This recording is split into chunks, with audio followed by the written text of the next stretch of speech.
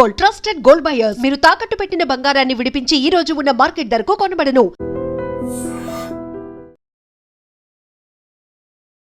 నమస్తే, welcome to iDream talking point with Kavitha.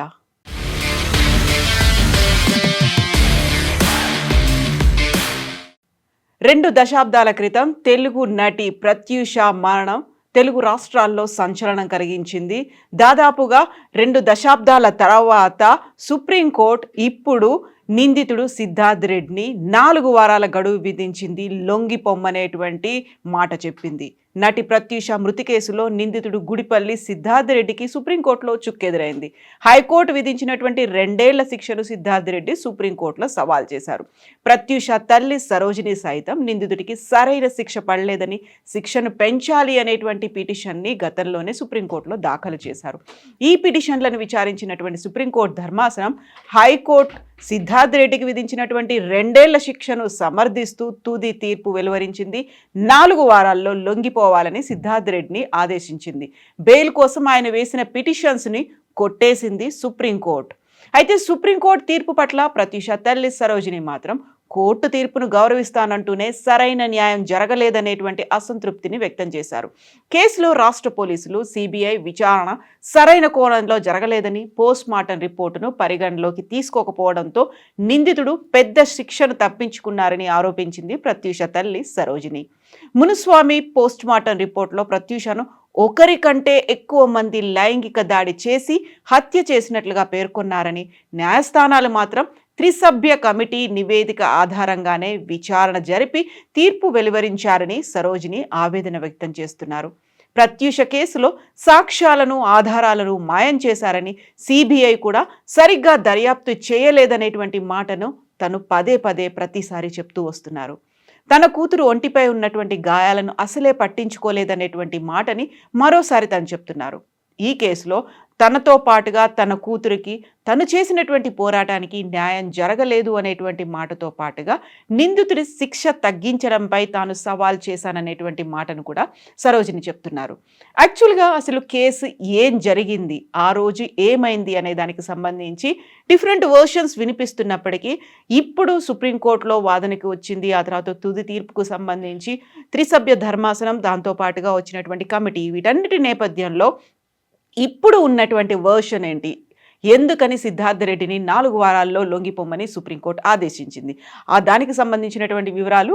Telugu cinema star హీరోయిన్గా ఎదుగుతున్నటువంటి దశలోనే యాదాద్రి భువనగిరి జిల్లాకు చెందినటువంటి ప్రత్యూష అనుమానాస్పద స్థితిలో చనిపోయింది. 1998 నుంచి 2002 మధ్యకాలంలో, అంటే 4 ఏళ్లలోనే 12 సినిమాలు చేసింది. తను తెలుగు, తమిళంలో కూడా యాక్ట్ చేసింది. మంచి స్టేజ్లోకి వెళ్తుంది, సూపర్ స్టార్ అవుతుంది అనుకున్నటువంటి దశలోనే అనుమానాస్పదంగా ప్రత్యూష చనిపోయింది.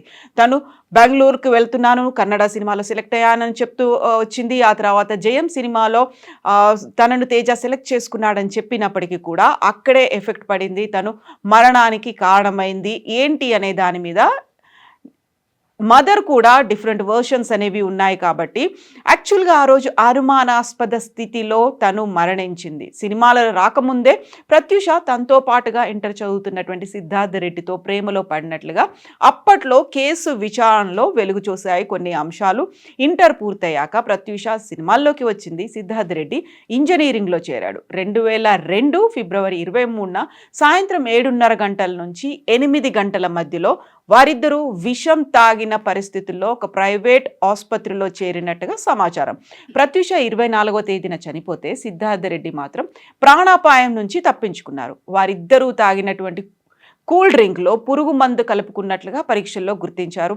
ఆర్గానోపాస్ఫేట్ కారణంగానే ప్రత్యూష మరణించారని, దీనికి వేరే ఇతర కారణాలు అంటే ఊపిరి ఆడకుండా చేయడం, లేకుంటే మరణానికి ముందు ఆమెపై లైంగిక దాడి, లేదు ఒక గ్యాంగ్ రేప్ జరిగింది, ఒక గ్రూప్గా లైంగిక దాడి చేశారు అనేటువంటి వార్తలు వినిపించాయి. బట్ అప్పట్లో రాష్ట్ర ప్రభుత్వం నియమించినటువంటి త్రిసభ్య వైద్యుల బృందం తన నివేదికనైతే అనౌన్స్ చేసింది. ఈ నివేదిక నేపథ్యంలోనే తదుపరి శిక్షలు అనేవి కూడా ఖరారయ్యాయి.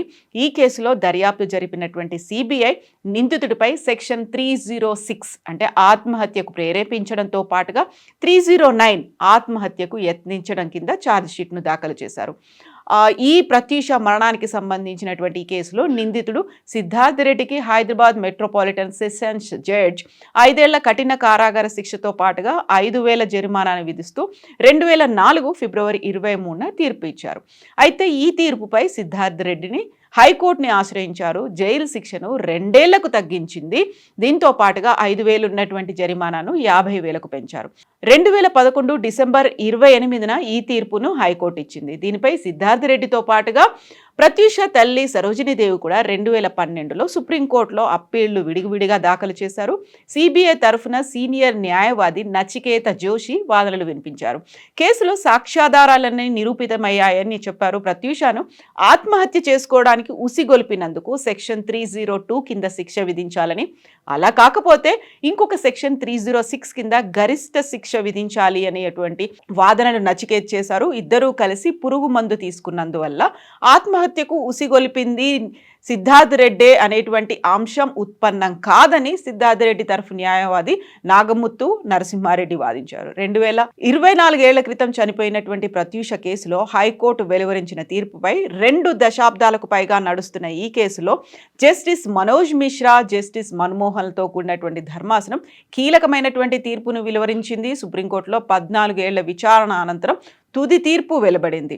అయితే ఇప్పుడు 4 వారాల్లోగా సిద్ధార్థ్ రెడ్డిని లొంగిపోమని సుప్రీంకోర్టు ఒక తుది తీర్పుని అయితే వెలువరించినటువంటి నేపథ్యంలో సరోజినీదేవి అయితే కొంచెం అసంతృప్తిని వ్యక్తం చేస్తూనే ఉన్నారు. బట్ సిద్ధార్థ్ రెడ్డి నెక్స్ట్ అప్పీల్కి వెళ్తారా, ఏం చేస్తారు అనేది సమయమే నిర్ణయించబోతోంది.